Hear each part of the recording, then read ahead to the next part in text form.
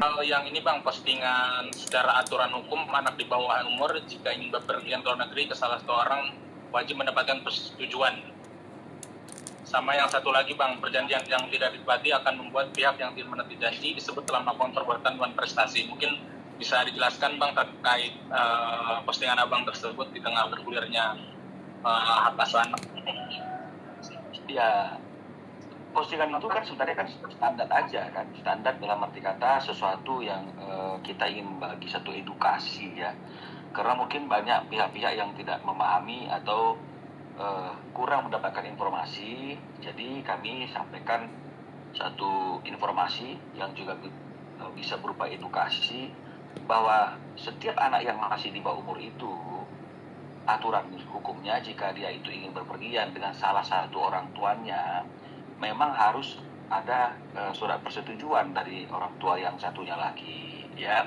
Bahkan kalau kita lihat lebih dalam lagi, ketika orang tua itu sudah berpisah atau sudah bercerai, maka harus dilampirkan putusan pengadilan yang memang memberikan hak asuh anak kepada orang tua asuh yang membawa anaknya tanpa persetujuan dari orang tua yang satunya lagi. Nah, kalau memang misalnya di dalam putusan tidak diatur tentang hak asuh anak, tapi tentang hak asuh anak itu didasarkan pada suatu kesepakatan atau perjanjian, seperti yang terjadi dalam kasus yang sekarang ini sedang kita tangani di angka 39 misalnya seperti itu, maka dia tetap harus masih diperlukan tanda tangan persetujuan dari ayahnya ya, orang tua yang satu lagi tersebut gitu ya, dan juga harus dilampirkan beberapa dokumen termasuk KTP asli dari ayahnya. Nah, jadi ini kan merupakan satu edukasi bagi banyak orang, dan dari postingan Abang itu kan banyak juga orang-orang yang sudah memberikan respon. Bahkan ada satu netizen yang kepo,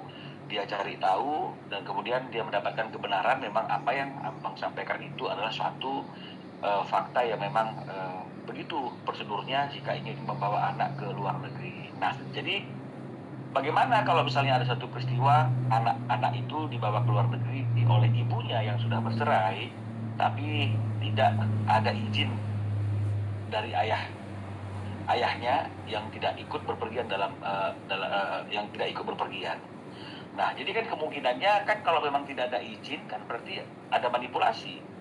Ada manipulasi yang membuat anak itu meskipun tanpa izin dari orang tuanya bisa tetap berangkat ke luar negeri kan begitu. Nah, manipulasinya ini apa ya? Tentu bisa saja kebohongan, bisa saja pemalsuan persetujuan dan hal-hal yang lain, dan itu semuanya adalah kategorinya adalah perbuatan melawan hukum yang bisa diproses secara hukum. Hanya itu saja sih sebenarnya yang ingin kita sampaikan dalam postingan tersebut. Terima kasih sudah menonton video ini. Jangan lupa subscribe dan aktifkan lonceng notifikasi supaya kamu nggak ketinggalan video terbaru dari Grid.